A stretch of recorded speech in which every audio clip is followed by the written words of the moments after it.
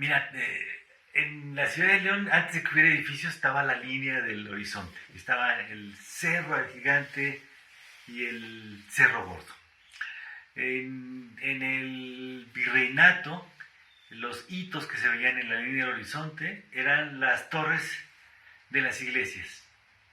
Y después del porfiriato, después del triunfo de la Revolución Mexicana, los hitos de la ciudad son edificios, y los que son emblemáticos quizás sean los dos que están enfrente de la Miguel Alemán,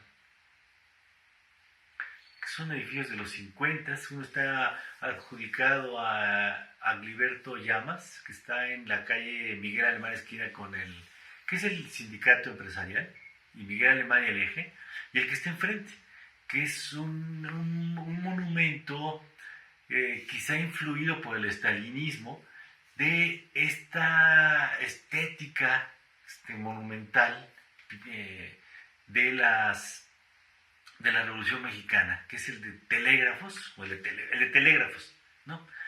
Que no son bonitos. Yo no pondría ni la torre de vidrio que está en el Paseo de los Insurgentes, ni las torres de la catedral. Me quedo quizá con los que señalan algunos elementos relevantes asociados a la idiosincrasia de la población, que son esos, que en lo personal, de manera muy subjetiva, y de nada sirve que te lo diga, pero te lo voy a decir, no me gustan. Sin embargo, entiendo que son representativos, son emblemáticos. ¿Sí? ¿Qué otro? Bueno, hay otro en el horizonte que es el Calvario. Quizá es religioso el Calvario, lo puedes ver en varios puntos de la ciudad, se va perdiendo. Y otro que remata, el que está, y no por la iglesia, sino por las antenas que están junto a la iglesia, el templo que está en el Cerro Gordo, que las antenas miden lo doble de alto que el templo. Tú ves el templo, ves las antenas, pinches antenotas, pero eso te simboliza cosas. Dice, bueno, las repetidoras de tecnología de información tienen más altura que estas puntas que señalan al cielo, donde está el alma de Jesucristo y los dioses, ¿no? Son hitos. ¿Qué es lo más alto? Lo más relevante. Un tiempo, hace 15 años, había torres de estas mimetizadas como si fueran palmeras. Entonces se veían palmeras que parecían tubos. Eran antenas muy altas con hojas de plástico de palmeras. No eran propiamente edificios, pero eran hitos representativos también de qué pues con la ciudad. A veces en el habla hay un elemento cultural que es es dinámica, la palabra se la siente, o el término se la siente, o el dicho se la siente. Cuando una persona se la siente, quiere decir que se siente atraído por otra persona, pero solo la gente que nació en León lo puede interpretar. Es un bien cultural intangible muy, muy, muy esparcido. León tiene una fuerza muy grande en el impacto que tiene el pensamiento religioso sobre la población, sobre el pensamiento de la población. En otras partes del país existe una especie de épica socialista revolucionaria después de la Revolución Mexicana. Sin embargo, en el Bajío, y muy particularmente en León, es opuesta. Hay una épica de derrotamos a la revolución con la fe de la iglesia. Por eso está el Cristo Rey, por eso está el templo expiatorio, por eso fue la guerra cristera, y por eso el pensamiento anticomunista, ¿no? Que no es que sea bueno el comunismo, ni que sea malo, pero tampoco es demoníaco, ¿no? Ni tampoco que la única alternativa, o que el rasgo de fundamentalismo sea el que envuelve, ¿no? el pensamiento de la Iglesia Católica local. Yo siento esa esa identidad, ¿no? El leonés es muy, muy conservador y muy de derecha, extremadamente, más que en otras partes del país.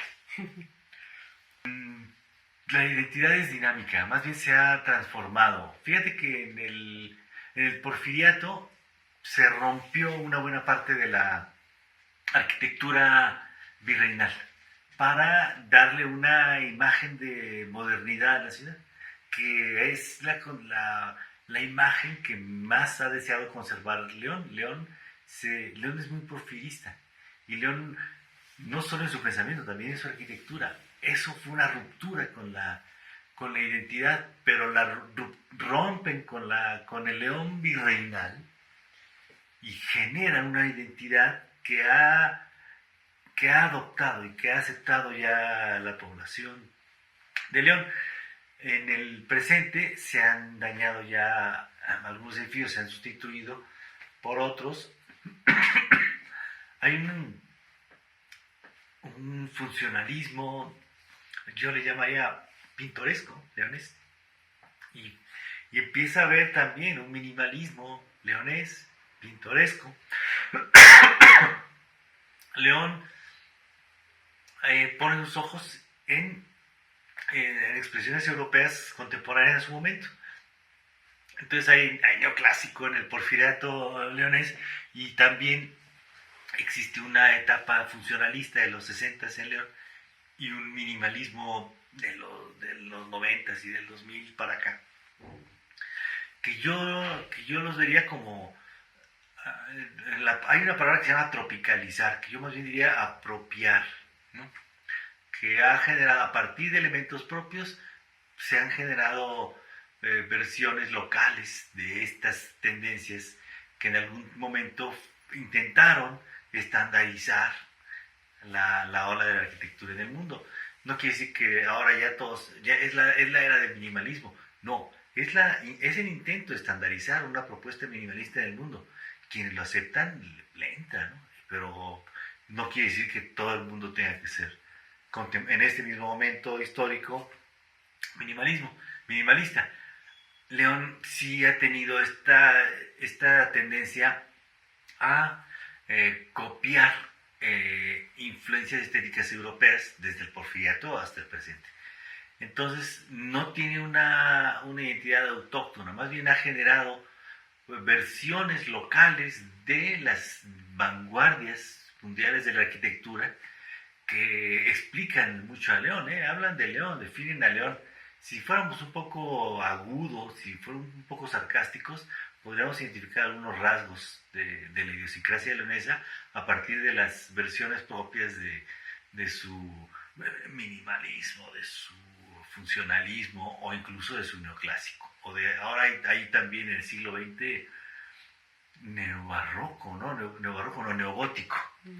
El neogótico del siglo XX.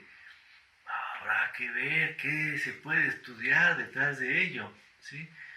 No diría que eso rompe con la identidad, sino que eso genera una identidad, no en sí en la forma, sino en la actitud delante de la forma. Que le dan identidad a las comunidades. Por ejemplo, un bien intangible sumamente valioso es la diversidad lingüística que tenemos en México. México tiene 364 variantes de dialectos y tiene 86 lenguas nacionales, además del español. En León se hablan cerca de 10 o 12 por los migrantes indígenas, que son mixtecos, tzotziles, zapotecos, purépechas, otomís, que están vendiendo pepitas, que están haciendo malabares con la cara pintada de payaso enfrente de la universidad, ¿no? Son tzotziles, una familia de tzotziles, que hacen trabajos de albañilería, que venden dulces, que hacen pulseritas tejidas de nuditos, pero también que son herederos de sabiduría. Y esa sabiduría está depositada en sus lenguas. Y sus lenguas no solo son formas diferentes de hablar, así como el español y el inglés, sino que son depósitos de conocimientos. Y son depósitos de conocimientos que nos ayudan a explicar la grandeza que tenemos los mexicanos. Entonces es una invitación a pensar en que hay muchas cosas que son valiosas, aunque no tengan un valor de cambio, un precio. Si son variados porque pueden convivir en su riqueza, en su multiplicidad. Es como la diversidad cultural es como la diversidad cultural también, es otro bien intangible. Es como una pecera, donde puedes tener una pecera solo pececitos verdes, pero si tienes además caballitos de mar, si aparte tienes algas, si vas generando una biodiversidad, puedes generar riqueza vital. Eso mismo puede ocurrir con la cultura, eso mismo puede ocurrir en la arquitectura. La arquitectura no es maravillosa porque tenga puras casas muy fregonas de arquitectura de autor, ¿no? De firma. Es valiosa porque existe la diversidad, porque existe la multiplicidad, porque puedes encontrar, por ejemplo, así como hay casas del porfiriato neoclásicas, también puedes encontrar casas del porfiriato populares, ¿no? Como las que están en el Cerro de la Soledad, atrás del Santuario de Guadalupe, que son del porfiriato, pero no son con estas columnas tienen unas paredes así de gruesas y que también forman parte de esta expresión que nos habla de cómo era el pensamiento colectivo de la población que las generó. Las casas dicen, por ejemplo. Entonces la parte tangible de la casa son los ladrillos,